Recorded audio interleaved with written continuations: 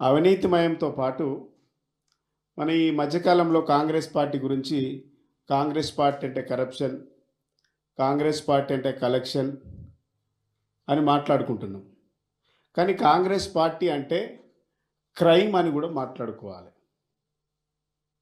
ఎందుకనంటే ఈ రాష్ట్రంలో కాంగ్రెస్ పార్టీ అధికారంలోకి వచ్చిన 2 సంవత్సరాల్లో క్రైమ్ రేటు విపరీతంగా పెరిగిపోయింది. 2023 డిసెంబర్ నుంచి 2025 ఇలా డిసెంబర్లో ఉన్నాం. ఇంకొక 15 రోజులు అయితే ఈ సంవత్సరం కూడా క్లోజ్ అయిపోతుంది. 25 కూడా పూర్తిగా కంప్లీట్ చేసుకుంటాం. ఈ 2 సంవత్సరాలలో విపరీతమైనటువంటి క్రైమ్ రేటు పెరిగింది. ఆనాడు బీఆర్ఎస్ పార్టీ అధికారంలో ఉన్నప్పుడు తెలంగాణ అంటే శాంతికి చిరునామాగా ఉండేటువంటి తెలంగాణ ఈరోజు 2 సంవత్సరాల కాంగ్రెస్ పార్టీ పాలనలో క్రైమ్కు చిరునామాగా మారింది. ఒకప్పుడు ఇన్వెస్టర్లకు క్యాపిటల్గా ఉన్నటువంటి తెలంగాణ రాష్ట్రాన్ని 2 సంవత్సరాల కాంగ్రెస్ పాలనలో క్రైమ్కి క్యాపిటల్గా మార్చినటువంటి ఘనత ఈ ప్రభుత్వానిది, ఈ ముఖ్యమంత్రిది. నాడు దేశానికి ఆదర్శంగా ఉన్న తెలంగాణ ఫ్రెండ్లీ పోలీస్ నేడు క్రైమ్కి ఆదర్శంగా నిలబెట్టడానికి ఈ పోలీసులు కూడా పోటీ పడుతున్నట్టుగా కనబడుతూ ఉన్నది. మరి ఆనాడు ఫ్రెండ్లీ పోలీసు ఉండే, ఈరోజు ఫ్రెండ్లీ పోలీసు కూడా ఫెయిల్ అయిపోయింది. గమ్మత్ ఏంటంటే హోమ్ మినిస్టర్గా ముఖ్యమంత్రిగా 2 బాధ్యతలు ఈ రాష్ట్ర ముఖ్యమంత్రి నిర్వహిస్తూ ఉన్నాడు. కానీ లా అండ్ ఆర్డర్ లాపతా లేకుండా పోయింది. ఇంత దుర్మార్గమైనటువంటి పరిస్థితి రాష్ట్రంలో కనబడుతుంది. మొత్తానికి చెప్పాలంటే ఈ రాష్ట్రంలో శాంతి లేదు, భద్రత లేదు. రాష్ట్రంలో ఎవరికి శాంతి లేదు, ప్రజలకు భద్రత లేదు. ఇది ఈ రాష్ట్ర ముఖ్యమంత్రి, ఈ రాష్ట్ర డీజీపీ పూర్తిగా ఫెయిల్ అయిందని చెప్పాలి మనం. అసలు ఇంత జరుగుతుంటే అసలు ఈ ప్రభుత్వం, ఈ ముఖ్యమంత్రి, ఈ డీజీపీ గారు ఏం చేస్తున్నారో సమాధానం చెప్పాల్సినటువంటి అవసరం ఎంతైనా ఉంది. ఎందుకనంటే 10 ఏళ్ళు మేము అధికారంలో ఉన్నాం. 10 ఏళ్ళ మా అధికారంలో అగ్రికల్చర్ పెంచినాం తప్ప గన్ కల్చర్ పెంచలే. ఇలా తెలంగాణ రాష్ట్రానికి కాంగ్రెస్ పార్టీ అధికారంలోకి వచ్చిన తర్వాత అగ్రికల్చర్ను పక్కన పడేసిండ్రు, గన్ కల్చర్ను పెంచిండ్రు. గల్లీ గల్లీకి గుండాగిరి పెరిగింది. మళ్ళీ రౌడీలు రాజ్యం వెళ్తూ ఉన్నారు. ఎక్కడ చూసినా చివరికి ఎట్లొచ్చిందంటే మంత్రుల పిఏలే పారిశ్రామికవేత్తలను తుపాకులతోని గన్నులు పెట్టి బెదిరించేటువంటి స్థాయికి ఎదిగింది. మిట్ట మధ్యాహ్నం పట్టపగలు నడి రోడ్ల మీద హత్యలు జరుగుతూ ఉన్నాయి. వాటి మీద మాట్లాడదు ఈ కాంగ్రెస్ పార్టీ, ప్రభుత్వం. ఒక పక్క మిట్ట మధ్యాహ్నము హత్యలు జరుగుతుంటే ఇంకో పక్కనేమో గ్లోబల్ సమ్మిట్ జరుగుతూ ఉంటుంది. అంటే ఈ రాష్ట్రంలో శాంతి భద్రతల గురించి మాట్లాడేటువంటి వ్యక్తులు కరువైంది ఈ రాష్ట్రంలో. మరి ఇంత జరుగుతుంటే ఈ ప్రభుత్వం వేటిపైన దృష్టి పెడతా ఉన్నది? మరి 2023తోని పోలిస్తే 2023తోని పోలిస్తే మనం క్రైమ్ రేటు 9% పెరిగింది. వీళ్ళు 2024 వరకు. 2024 నుంచి ఈనాటికి అంటే 25వ నాటికి, నవంబర్ చివరి నాటికి చూసుకుంటే 14% పెరిగింది క్రైమ్ రేటు. 2023లో 2,13,000 కేసులు నమోదైతే 2024లో వాటి సంఖ్య డిసెంబర్ నాటికి 2,24,000కు పెరిగింది. అదే ఈ నవంబర్ చివరికి తీసుకుంటే, ఈనాటికి తీసుకుంటే ఆ సంఖ్య 2,38,000కు చేరింది. అంటే 2 సంవత్సరాలలో మీ అవినీతి ఎంత పెరుగుతుందో, మీ అక్రమాలు ఎంత పెరుగుతున్నాయో దానికి సమానంగా క్రైమ్ రేటు కూడా ఈ రాష్ట్ర ప్రభుత్వం, ఈ కాంగ్రెస్ ప్రభుత్వం పెరుగుతుందనడానికి ఈనాటి లెక్కలే నిదర్శనమని సందర్భంగా గుర్తు చేస్తూ ఉన్నాం. ఒక 2024లో 850 మర్డర్లు జరిగితే 2025 నవంబర్ చివరి నాటికి ఈ లిస్టు 1000కి చేరింది. అంటే 1000 మర్డర్లు జరిగినాయి 2025 సంవత్సరంలో. అంటే మొత్తానికి 23 నుంచి 25కు పోలిస్తే 16% మర్డర్ రేట్లలో పెరిగింది. దారుణం ఏంటంటే నడి రోడ్డు పైన హత్యలు 88 హత్యలు జరిగినాయి. మరి ఇంత జరుగుతుంటే హోంశాఖ ఉన్నటువంటి ముఖ్యమంత్రి గారు, హోంమంత్రి మరి ఎందుకు పట్టించుకుంటలేడు? అంటే తెలంగాణ అంతా కూడా ఒక సైబర్ సిటీ సెంటర్గా మారింది, సైబర్ క్రైమ్ సిటీగా మారింది. మరి పెట్టుబడులు రాలేదు, పెట్టుబడులు తెస్తున్నామని చెప్తుండ్రు. పెట్టుబడులు ఎక్కడున్నాయి అసలు? ఈ క్రైమ్ని అంతా చూసి కూడా పెట్టుబడులన్నీ కూడా పారిపోతూ ఉన్నాయి. ఈ విధంగా కాంగ్రెస్ పార్టీ హయాంలో క్రైమ్ రేటు పెరుగుతుందనడానికి అనేక ఉదాహరణలు చెప్పచ్చు. ఇక మేము ఈ పోలీసులను అడుగుతా ఉన్నాం, మా బీఆర్ఎస్ పార్టీ నాయకుల మీద పెట్టేటువంటి దృష్టి ఈ క్రైమ్ మీద పెడితే ఈ రాష్ట్రంలో క్రైమ్ రేటు తగ్గేది. కానీ మా మీద పోలీసులను పెట్టి మా నాయకుల మీద క్రైమ్ రేటు పెంచడానికి మా నాయకుల మీద కేసులు పెట్టి జైల్లో పెట్టడానికి ప్రయత్నం చేస్తున్నారు తప్ప క్రైమ్ రేటు తగ్గించడానికి ఈ రాష్ట్ర ప్రభుత్వం పనిచేస్తలేదు, ఈ పోలీసులు కూడా పనిచేస్తలేదు. ఒకప్పుడు ఆదర్శంగా నిలబడ్డటువంటి, దేశానికి ఆదర్శంగా నిలబడ్డటువంటి పోలీసు యంత్రాంగం సడన్గా 2 సంవత్సరాలలో స్విచ్ ఆఫ్ చేసినట్టు ఎందుకు మారింది? పోలీసుల వైఫల్యమా? ప్రభుత్వ వైఫల్యమా? ప్రభుత్వం నడిపేటువంటి వ్యక్తుల వైఫల్యమా? మనం ఒకసారి ఆలోచన చేయాలి. ఆనాడు దేశానికి ఆదర్శంగా నిలబడ్డాం కదా. షీ టీమ్స్ అని, మహిళల పేరిట ఎవరైనా అహత్యాలు జరిగితే ఎక్కడికక్కడ మనం వెంటనే నిలదీసేది కదా. వీళ్ళు ఏమైంది మరి? మీ షీ టీమ్స్ ఏమైంది? మీ ఈగలు ఏమైంది?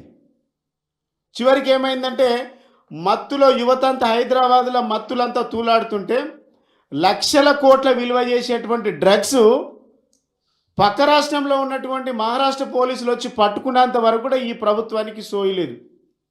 మరి ఈగల్ టీం ఏం చేస్తుంది? ఈగల్ దోముతుందా? ఈగల్ టీం ఏం పని చేస్తూ ఉన్నది?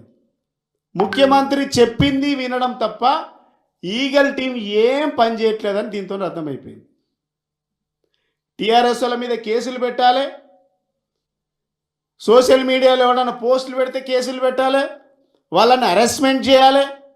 అంటే మా సోషల్ మీడియా మీద పెట్టేటువంటి దృష్టి, కాన్సన్ట్రేషన్ కాస్తైనా ఈ రాష్ట్రంలో జరుగుతున్న అక్రమాలపైన, అవినీతిపైన, అలజడులపైన, మర్డర్లపైన, మహిళలపై జరుగుతున్నటువంటి అఘాయిత్యాల మీద ఈ రాష్ట్ర ప్రభుత్వం కొంచెమన్నా పెడితే ఈ రాష్ట్రం బాగుపడేది. వాటి మీద దృష్టే లేదు. అసలు వాటి మీద మాట్లాడే పరిస్థితే లేదు. అంటే ఈ ముఖ్యమంత్రి గారు ఆనాడు సోషల్ వెల్ఫేర్ మినిస్టర్గా ఉన్నాడు. సోషల్ వెల్ఫేర్ మినిస్టర్గా ఉంటే 1000కి పైగా విద్యార్థులు అస్వస్థతకు గురైండు. వాటి మీద రివ్యూ చేయలే.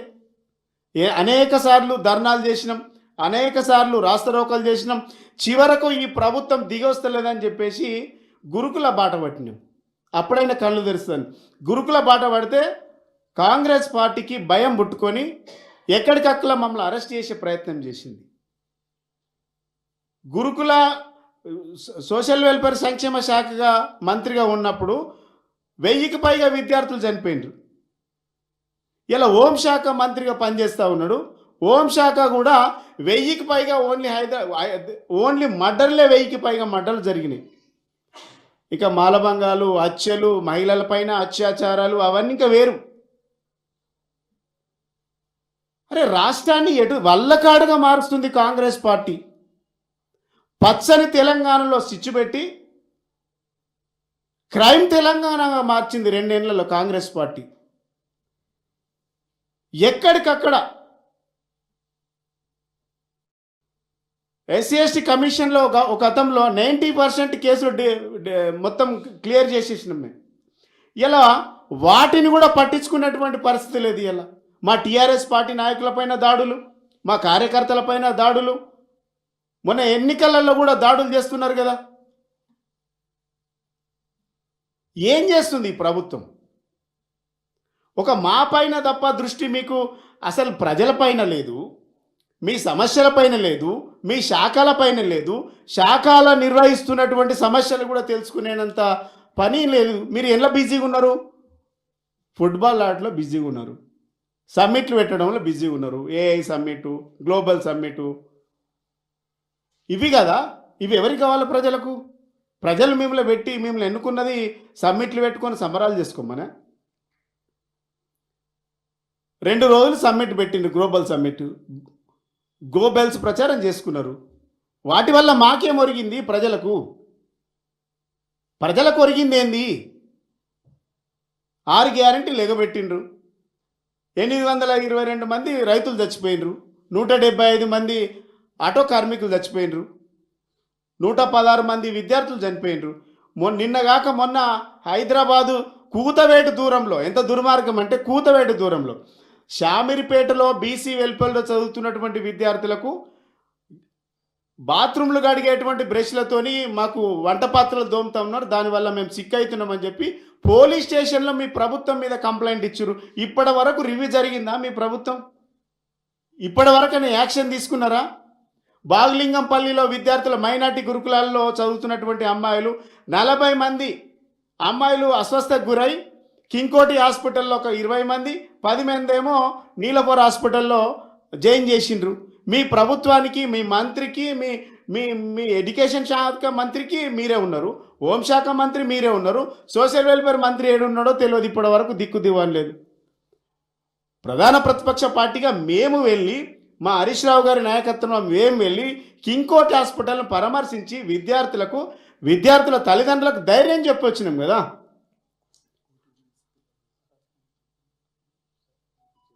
కోటి ఉమెన్స్ కాలేజీలో కూడా అమ్మాయిల మీద అరాచకాలు చేస్తూ ఉన్నారట. షీటింగ్కి ఇచ్చిన మరి ఇది పత్తలేదు. కొండాపూర్లో షేర్లింగంపల్లిలో కొండాపూర్ల ఏరియా హాస్పిటల్లో 46 మంది విద్యార్థులు, హై స్కూల్ విద్యార్థులు అస్వస్థకు గురై రెయిన్బో హాస్పిటల్లో 36 మంది, మిగిలిన స్టూడెంట్స్నేమో కొండాపూర్ హాస్పిటల్లో జాయిన్ చేసిరు. ఈ 3 సంఘటనలు ఒకే రోజు జరిగితే హోంశాఖ మంత్రి మాట్లాడు, సోషల్ వెల్ఫేర్ మంత్రి మాట్లాడు, ఎడ్యుకేషన్ శాఖ మంత్రి మాట్లాడు, అసలు ఈ ప్రభుత్వం సెక్రటరీ మాట్లాడు, ప్రిన్సిపల్ సెక్రటరీ మాట్లాడు. అసలు ఈ రాష్ట్రాన్ని ఎటు తీసుకెళ్తా ఉన్నా? పేదలంటే మీకు ఎందుకు అంత వివక్ష, ఎందుకు అంత కక్ష అని ముఖ్యమంత్రిని అడుగుతా ఉన్నా. ఇంత జరుగుతుంది కదా. ఇన్నిసార్లు చేసినా మీ పనిలో మీరున్నారు. ఫుట్బాల్ ఆడడంలో మెస్సీతో ఫుట్బాల్, ఇది దుర్మార్గమైనటువంటి పాలన. అంటే ముఖ్యమంత్రి గారు ఏ శాఖలో ఉన్నా ఏ శాఖకు ఒరిగింది ఏం లేదు. ముఖ్యమంత్రిగా ఉండి 6 గ్యారెంటీలు ఎగబెట్టిండ్రు, 420 హామీలు ఎగబెట్టిండ్రు, వాటికి న్యాయం చేయలేదు. సోషల్ వెల్ఫేర్ మంత్రిగా మీ దగ్గర పెట్టుకున్నారు, ఇప్పటి వరకు వాటి మీద రివ్యూ లేదు. 2000 స్కూళ్ళు ఎత్తేసిండ్రు, వాటిలో డ్రాప్ అవుట్స్ అయినాయి. 1000కి పైగా విద్యార్థులు అస్వస్థకు గురైండ్రు, 116 మంది విద్యార్థులు చనిపోయినారు, వాటి మీద లెక్కపత్రం లేదు.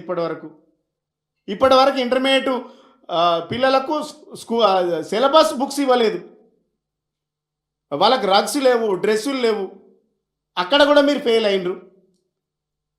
ఇక 3వది హోంశాఖ మంత్రిగా మీరే ఉన్నారు. ఈ రాష్ట్రంలో రోజు మహిళలపై అత్యాచారాలు, హత్యలు, మర్డర్స్ నిత్యకృత్యం అయిపోయినాయి. ఈ రాష్ట్రంలో అది కామన్ అయిపోయింది. ఇంత జరుగుతుంటే ఈ రాష్ట్ర ప్రభుత్వం అసలు ఏం పట్టించుకోవట్లేదు. ప్రతిపక్షాలను వేధించుడు తప్ప వేరే పనే లేదు. అంటే సమర్థవంతమైనటువంటి అధికారులను పక్కన పెట్టి అసమర్థులకు ఇచ్చుకొని మీ పబ్బం గడిపించుకోవడానికి అసమర్థ అధికారులను మీరు కీలకమైన పదవులలో ఇచ్చింది కాబట్టి ఈ రాష్ట్రం వల్లకాడు కావడానికి ప్రధానమైనటువంటి కారణం. పోలీస్ డిపార్ట్మెంట్లో లేరా? గతంలో 10 సంవత్సరాలు అధికారంలో ఉన్నప్పుడు పనిచేసిండ్రు కదా, అద్భుతంగా పనిచేసిండ్రు పోలీసులు. అంటే వాళ్ళ పని కూడా వాళ్ళని చేసుకోవాలని చేయనటువంటి పరిస్థితి ఇలా దాపురించింది. అందుకే ఇలా ముఖ్యమంత్రి కూడా ఆయన చెప్పిందే చేయాలట, అలా సొంతంగా చేసులేదు. వాళ్ళ డ్యూటీ కూడా ఈయన చేపిస్తే వాళ్ళు ఎక్కడ పని చేస్తారు? చేసేటువంటి అధికారులను చేయనిచ్చేటువంటి పరిస్థితి కనబడతలేదు. అందుకే ఈ రాష్ట్రంలో క్రైమ్ రేటు పెరుగుతూ ఉన్నది. ఇంకో పక్క ఈ రాష్ట్రంలో ఇప్పటి వరకు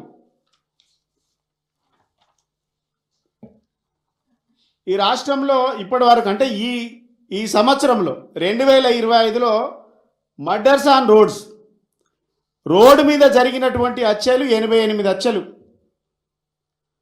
మర్డర్స్ ఫర్ గెయిన్ అంటే లాభార్జన కోసం జరిగేటువంటి హత్య 112 హత్యలు జరిగినాయి. దోపిడీలు 52, రాబరీ 1051. టోటల్గా మర్డర్స్ 189 మర్డర్స్ జరిగినాయి. నేరపూరితమైనటువంటి హత్యలు 223 హత్యలు జరిగినాయి. ఈ కిడ్నాపింగ్స్ ఇవన్నీ కలిపితే ఒక 1700 చిల్లర ఉన్నాయి. ఓవరాల్గా ఈ రాష్ట్రంలో ఈ సంవత్సరం 90,000 కేసులు నమోదైనవి. ఎటుపోతుంది మీ శాఖ? హోంశాఖ ఏం పని చేస్తుంది? డీజీపీ ఏం పని చేస్తుండు? ఎవరి ప్రయోజనాల కోసం పనిచేస్తుండ్రు? పెద్ద పెద్ద బిల్డింగ్లలో పెద్ద పెద్ద మాళ్ళల్లో కూర్చొని ఏం పని చేస్తుంది మీ శాఖలు? పేదవాడికి న్యాయం చేయలేరు, తెలంగాణకు శాంతి నెలకొల్పలేరు, ప్రజలకు శాంతి భద్రత కల్పించలేరు. ఇంకా మీరు సిగ్గు లేకుండా ఈ రాష్ట్ర ప్రభుత్వం ఆనాడు మీ మేనిఫెస్టోలో అభయస్థంలో ఏం పెట్టుకున్నారు? మొదటి పేజీలో ఏం పెట్టుకున్నారు? శాంతి భద్రతను నెలకొల్పుతాం, రాజ్యాంగ హక్కులను పరిరక్షిస్తాం, ప్రజాపాలన అందిస్తామని చెప్పిండ్రు. ఏది మీ ప్రజాపాలన? ప్రజలను హతమార్చుడు తప్ప మీ ప్రజాపాలన ఎడ కనబడతా ఉన్నది? ఇవన్నీ పక్కన పెట్టి ఈ రాష్ట్రంలో దేని మీద బిజీ ఉంది అని అంటే, పోలీస్ శాఖ యంత్రాంగం అంతా రోజుకు 30 ఫోటోలు కొట్టాలి. ఇది అందరికి తెలుసు అనుకుంటా. రోజుకు 30 ఫోటోలు కొట్టాలి, 30 చాలన్లు వసూలు చేయాలి. పోలీసులను దేనికి పెట్టిండు ముఖ్యమంత్రి అంటే వసూళ్ళకు పెట్టిండు. ఎట్టి పరిస్థితుల్లో రోజుకు 30 ఫోటోలు కొట్టాలన్నట. రోజుకు 30 ఫోటోలు కొట్టి 30 చాలన్లను అప్లోడ్ చేస్తే ఆయన డ్యూటీ అయినట్లు లెక్క. ఒక పోలీస్ ఆఫీసర్ కలిసిండు. ఇంత చిన్న వయసులో నాకు బీపీ వచ్చింది, షుగర్ వచ్చింది, ఏం చేయాలని అర్థమవుతలేదు. రోజు ఏంది అని అంటే వీళ్ళని ఎట్లా మార్చిండంటే, ఒకటేమో ఫోటోగ్రాఫర్లుగా మార్చిండు పోలీసులను, ఒకటేమో బిల్ కలెక్టర్గా మార్చిండు. 30 ఫోటోలు రోజు కొట్టాలి, 30 చాలన్లు వసూలు చేయాలి. ఇలా పేపర్లో కూడా వచ్చినట్టుంది. అదే అరే నీ విచ్చలవిడిగా. గమ్మత్ ఏంటంటే, నేను చాలాసార్లు చూసిన, మేము పోతుంటాం కదా సిగ్నల్, చాలామంది నాకు యువకులు చాలామంది కలిసి మాట్లాడిండ్రు. అన్న మీరు దీని మీద మాట్లాడాలని చెప్పారు, నాకు చాలాసార్లు చెప్పిండ్రు. నేను అందుకే టైం కోసం చూస్తున్నా. సిగ్నల్ వదిలేస్తాడంట, వదిలేసిన సిగ్నల్ వెనకకెళ్ళి ఫోటో కొడతాడట.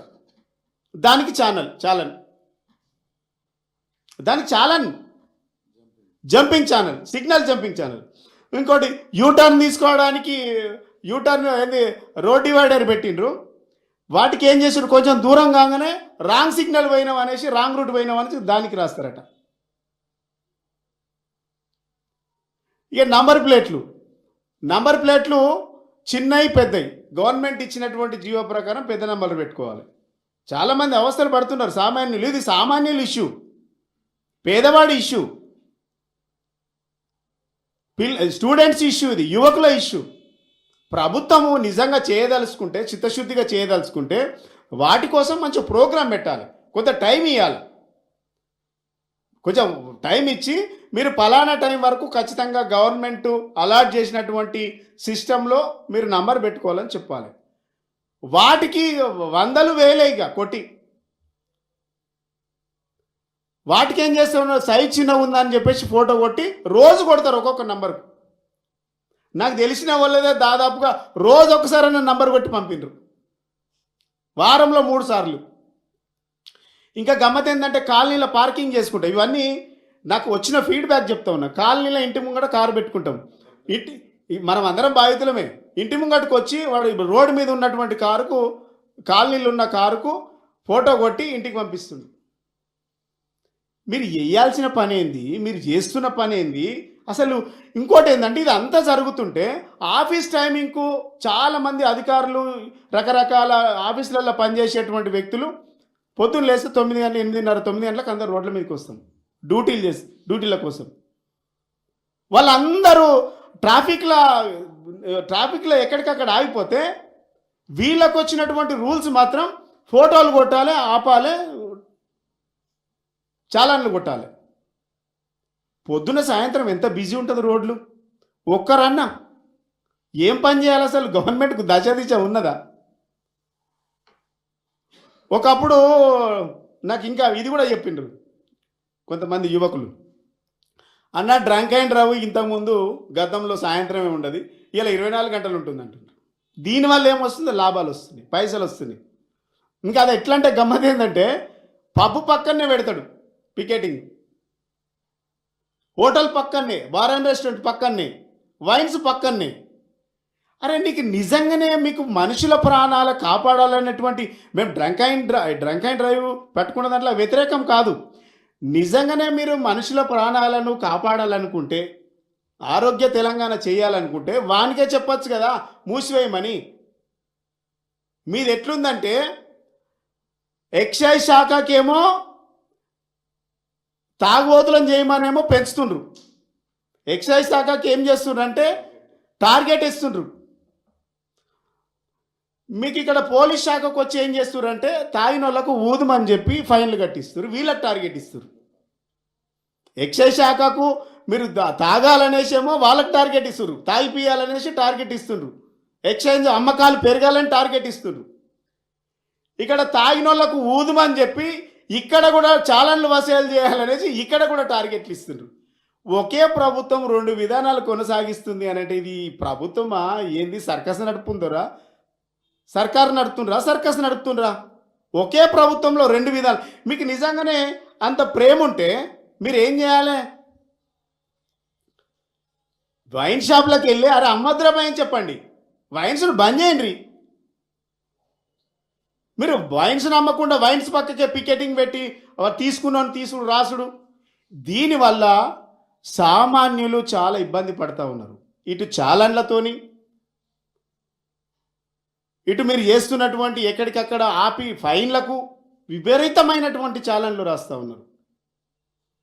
దీనివల్ల కామన్ మ్యాన్స్ రోడ్ మీదకి రావాలంటే భయపడుతున్నారు. అంటే మీరు సేఫ్టీని మర్చి మీరు చాలన్ల మీద పడ్డది ప్రభుత్వం అంటున్నా. ప్రజలకు సేఫ్టీ అందించాల్సినటువంటి రాష్ట్ర ప్రభుత్వము, పోలీస్ శాఖ వేటి మీద పడ్డదంటే కలెక్షన్ల మీద పడ్డది అంటున్నా. ఈ పోలీసులను అరే వాటి సంవత్సరము 2 సంవత్సరాలు లాంగ్ జంప్ చేసి, హై జంప్ చేసి, హైటు పర్సనాలిటీ పెంచుకొని పోలీస్ అయితే, ఈ ప్రభుత్వం వచ్చినాక వాళ్ళని ఏం చేసిందంటే ఫోటోగ్రాఫర్లను తయారు చేసింది, ఈ చాలన్ల కోసం వసూలు చేసి బిల్ కలెక్టర్లను తయారు చేసింది. నేనేమంటున్నా ముఖ్యమంత్రికి, మరి దీనికి ఈ చాలన్లు వసూలు చేయడానికి పాపం పోలీసు వాళ్ళు చాలన్లు వసూలు చేయడానికి, బిల్ కలెక్టర్లు వసూలు చేయడానికి, ఫోటోగ్రాఫర్లను తయారు చేయడానికి ఈ లాంగ్ జంపులు ఎందుకు, హై జంపులు ఎందుకు, ఇంటర్వ్యూలు ఎందుకు? ఎవరు ఎక్కువ ఫోటోలు తీస్తే వాళ్ళే పోలీసు వాళ్ళని చేస్తామని చెప్పు. డీజీపీ గారికి అడుగుతున్నా నేను. ఎవరు ఎక్కువ ఫోటోలు కొడితే వాళ్ళకే పోలీసు ఉద్యోగం ఇస్తాం, ఎవరు ఎక్కువ చాలాన్లు వసూలు చేస్తే వాళ్ళకే పోలీసు ఉద్యోగం వస్తామని చెప్పండి. పోలీసుల డ్యూటీ ఇదా? లాస్ట్కి ఈ ప్రభుత్వం ఎంత కక్కుర్తంటే మెస్సీ వస్తే మెస్సీతో ఫోటోలు తీయడానికి కూడా లంచాలు తీసుకున్నారు, ఆడ కూడా డబ్బులు వసూలు చేసారు. ఎటుపెట్టి లంచమే, 10 లక్షలు ఎటుపెట్టి లంచాల చుట్టే దింపుతుంది. ఈడ ఏం పెరిగినాయి అంటే లంచాలు పెరిగినాయి, అరాచకాలు, అక్రమాలు, లంచాలు, ఈ 3 పెరిగినాయి. ఈడ పెరిగింది క్రైమ్. అంటే ఎంత ఘోరంగా సిటీలలో కార్గో వెహికల్స్ తిరుగుతాయి. దయచేసి ఇది అందరూ, సిటీలో కార్గో వెహికల్స్ తిరుగుతాయి. కార్గో వెహికల్స్, ట్రాలీలు ఇవన్నీ తిరుగుతాయి. వాళ్ళు కొంతమంది నాకు వచ్చి కలిసిండ్రు. సిటీలో ఒక పోలీస్ స్టేషన్ నుంచి ఒక పోలీస్ స్టేషన్ పోవాలంటే ఖచ్చితంగా మామూలు ఇవ్వాలేనట్టు, మామూలు ఇవ్వాలే. ఒక పోలీస్ స్టేషన్ నుంచి ఇంకో పోలీస్ పరిధి దాటాలంటే మామూలు కట్టాలి. ఈ మామూలు ఏడిపోతున్నాయి. ఒకటి ట్రాఫిక్, ఒకటేమో ఇంకోటి ఆర్టీఏ కూడా ఉంది. గతంలో ఇంటర్ స్టేట్ వెహికల్స్ వచ్చినప్పుడు పరిమితి లేని వెహికల్స్, లేకుంటే వాళ్ళు పత్రాలు సరిగా లేని వెహికల్స్, వాళ్ళు చట్టపరంగా నడపని వెహికల్లకు డెఫినెట్గా ఫైన్ రాయాలి. ఇప్పుడు ఫైన్ రాస్తలేరట. ఫైన్ రాయకుండా వాళ్ళని హోల్డ్లో పెట్టి ఎంత ఇస్తావో చెప్పు, ఏమి ఇస్తావో చెప్పు. ఎటుపోతుంది ఈ ప్రభుత్వం? ఏం నడుపుతున్నారు ఈ ప్రభుత్వాన్ని? లంచాలమయంగా చేయాలనుకుంటుండ్రా? అంటే ఇంకో ఏం సార్ గిట్లా అని అంటే, కాంగ్రెస్ గవర్నమెంట్లో అంతే ఉంటుందా? ఒక ఆయన అంటాడట, కాంగ్రెస్ గవర్నమెంట్లో అంతే ఉంటుంది కిలో, కాంగ్రెస్ గవర్నమెంట్లో అంతే ఉంటుంది అంటున్నట్టు. ఏంది వసూళ్ళా? అంటే పైన వసూలు చేస్తారు కాబట్టి కింద కూడా అదే వసూలు చేస్తారా? ఇంత జరుగుతుంటే ప్రభుత్వం నిమ్మకు నీరెత్తినట్టుంది. అసలు ఏం పోలీసులను దేశానికి ఆదర్శంగా ఉన్నటువంటి పోలీసులను ఎందుకు పనికిరానోళ్ళని చేసింది ఈ రాష్ట్ర ప్రభుత్వం, ఈ ముఖ్యమంత్రి కాంగ్రెస్ ప్రభుత్వం? పోలీసులను చాతగానోళ్ళ కింద ట్రీట్ చేస్తూ ఉన్నది. ఆనాడు ముఖ్యమంత్రి ఏమన్నాడు? మేము అధికారంలోకి వస్తే ఏక్ పోలీస్ విధానం తెస్తామని చెప్పిండు పోలీసులకు. మరి ఏక్ పోలీస్ విధానం వచ్చిందా? వచ్చిందా ఏక్ పోలీస్ విధానం? పోలీసులు, ట్రాఫిక్ పోలీసులు రోడ్డు మీద కూర్చుండి నిలబడి కపం వాళ్ళ కడ్రాయిల్లో వేసుకుంటే మొత్తం కోసుకపోతున్నాయి. వాళ్ళకు మంచి విధానం తెస్తామని కూడా చెప్పిండు. మరి ఇచ్చిండా? విధానాలు తెచ్చిండా? ఆరోగ్య భద్రత కల్పిస్తా అన్నాడు. వచ్చిందా వాళ్ళ ఆరోగ్య భద్రత? ఆరోగ్య భద్రత లేదు, ఏక్ పోలీస్ విధానం లేదు, అసలు ట్రాఫిక్ పోలీసుల సమస్యలు పట్టించుకుని లేదు. మరి పోలీసులు అంటుండ్రు, అన్న ఈ పోలీసు ఉద్యోగం ఈ ట్రాఫిక్లా ఈ అడ్డగోలుగా ఈ చాలన్లు కట్టి ఫోటోలు కొట్టి చాలన్లు వసూలు చేయడం వల్ల మా ఫ్యామిలీలలో కూడా చిత్కరించుకుంటుండ్రు. మా పరిస్థితికి ఇంత దూరం దిగజారింది. ఎందుకు అని అంటే ఈ రోడ్ ఎక్కితే పోలీసు వాళ్ళు ఫోటోలు కొడుతున్నారు, ఏదో మా ప్రయోజనాల కోసం కొడుతున్నట్టుగా పబ్లిక్లో పోతూ ఉంది. మా ఫ్యామిలీలో కూడా మేము చులకన అవుతున్నాం, ఫ్రెండ్ సర్కిల్లో చులకన అవుతున్నాం. ఈ ప్రభుత్వం తీరు వల్ల మేము ఒక్కొక్కసారి మా మీద దాడులు చేసే పరిస్థితికి వచ్చింది అని చెప్తా ఉన్నారు. ప్రజలు తిరగబడుతున్నారట, దాడులు చేస్తున్నారట. ఇవన్నిటి కారణం ఎవరు? మీరు కదా. ఇలా ఆనాడు మేము గవర్నమెంట్లో ఉన్నప్పుడు పోలీసు బాధలు ఎవరైనా వాళ్ళు ఎక్కడైనా బాధలలో ఉంటే వాళ్ళకి ఆరోగ్య భద్రత, ఎక్కడైనా హాస్పిటల్లో పడితే ఆరోగ్య భద్రత ఇచ్చేది. కొన్ని ఎంపానల్ చేసుకున్నటువంటి హాస్పిటల్స్లలో ప్రభుత్వమే డబ్బులు పే చేస్తే వాటిలో చాలా హాస్పిటల్లో చూపించుకునేటువంటి అవకాశం ఆ పథకం కింద ఉండేది. ఈ 2 సంవత్సరాల నుంచి అసలు ఆ పథకమే లేదట, పథకానికి రూపాయి ఇవ్వట్లేదట. మేము ఆనాడు 10 లక్షల బీమా ఇస్తే, ఇన్సూరెన్స్ ఇస్తే ఇలా ₹1,00,000 ఇస్తుందట ఈ ప్రభుత్వం. మీరు టీఏ ఇస్తలేరు, డిఏ ఇస్తలేరు, 5 పిఆర్సీలుగా పెట్టిండ్రు, పెన్షన్ డబ్బులు ఇస్తలేరు. లాస్ట్కు పోలీసు వాళ్ళను ప్రజల మీద విలన్గా చూసేటువంటి పరిస్థితి ప్రభుత్వం తీసుకొచ్చింది. పోలీసుల బాధలు ఇట్లున్నాయి, కానీ పోలీసులతో చేపిస్తున్నటువంటి పనులు గట్లున్నాయి. ఇలా మరి ప్రజలు ఎవరికి చెప్పుకోవాలి? ఇలా ప్రజలు రోడ్ల మీదకి ఎక్కాలంటే సామాన్యులు ఇబ్బంది పడుతూ ఉన్నారు. మీకు గట్టే చాలన్లు కట్టలేక ప్రభుత్వం విధి విధానాలు ప్రకటించాల్సినటువంటి అవసరం ఉంది. 2 సంవత్సరాలు పూర్తి చేసినామని మీరు గ్లోబల్ సమ్మిట్ పెట్టుకున్నారు, గ్లోబల్ సమ్మిట్ పెట్టుకొని గ్లోబల్ ప్రచారం చేసుకున్నారు తప్ప ప్రజలకు 2 సంవత్సరాలలో ఒరిగింది శూన్యం. ఈ రాష్ట్రాన్ని వల్లకాడుగా మారుస్తూ ఉంటే మేము చూస్తూ ఊరుకోమని ఈ ప్రభుత్వాన్ని మేము హెచ్చరిస్తూ ఉన్నాం. విపరీతమైన కేసులు మా పార్టీ నాయకుల మీద పెడతా ఉన్నారు. ఈ దృష్టి ఏందో ఈ శాంతి భద్రతల మీద పెట్టండి. ఈ రాష్ట్రంలో శాంతి భద్రతలు పూర్తిగా క్షీణించిపోయినాయి. ఈ రాష్ట్ర ప్రభుత్వం శాంతి భద్రతలు నిర్వహించడంలో ఫెయిల్యూర్ అయింది. ఈ డిసెంబర్ నాటికి 2 సంవత్సరాల ఈ Congress party law and order నిర్వహించడంలో పూర్తిగా విఫలమైందని చెప్పదలుచుకున్నాం. 2 ఏళ్ళైంది. ఇప్పటికైనా మీకు దేని మీద ఒక సబ్జెక్టు మీద అవగాహన లేదు, మీరు ఏం చేయాలనో అవగాహన లేదు. ప్రజలను పీడిస్తూ ఉన్నారు. ఒక పక్క ఛాలెంజ్ల పేరు మీద ఫోటోలు తీసి ఇష్టాన్ని తీరిగా వసూళ్లు చేస్తూ ఉన్నారు. ఒక పక్కనేమో పోలీసుల సమస్యలు గట్ల ఉన్నాయి. ఈ క్రైమ్ రేట్ ఇక్కడ పెరుగుతూ ఉంది. ఇలా క్రైమ్ రేటు పెరుగుతుంది, అవినీతి పెరుగుతుంది, ముఖ్యమంత్రుల ఆస్తులు కూడా పెరుగుతూ ఉన్నాయి. ప్రజల కష్టాలు మాత్రం తీరట్లేదు. డెఫినెట్గా మా నాయకులను మాత్రం దాడులు చేస్తూ ఉన్నారు. మా నాయకుల మీద మీరు హత్యలు చేస్తాం, మా నాయకులను హత్యలు చేస్తూ ఉన్నారు. ప్రభుత్వం కొంచెమన్నా జ్ఞానంతో పనిచేసి తెలంగాణ, ఈ దేశానికి దిక్సూచిగా ఉన్నటువంటి తెలంగాణను ఇలా అంగడి పాలు చేసేటువంటి ప్రయత్నం చేస్తూ ఉన్నారు. దొంగల పాలు చేసేటువంటి ప్రయత్నం చేస్తూ ఉన్నారు. క్రైమ్ రేట్ పెంచేటువంటి ప్రయత్నం ఈ ప్రభుత్వం చేస్తూ ఉన్నది. ఇప్పటికైనా బుద్ధి తెచ్చుకొని ఈ విధానాలు మార్చుకోవాలి. లేదంటే బీఆర్ఎస్ పార్టీ ఒక ప్రత్యేకమైనటువంటి కార్యాచరణ తీసుకుంటుంది. డెఫినెట్గా పేదల పక్షాన, యువకుల పక్షాన, విద్యార్థుల పక్షాన అందరికీ మేము వాళ్ళతో కలిసి పనిచేసి ఈ ప్రభుత్వాన్ని మెడలు వంచుతామని కూడా సందర్భంగా గుర్తు చేస్తూ ఉన్నాం. జై తెలంగాణ. షేర్ చేయండి, లైక్ చేయండి, సబ్స్క్రైబ్ చేయండి. మరిన్ని వీడియోల కోసం బెల్ సింబల్ పై క్లిక్ చేయండి.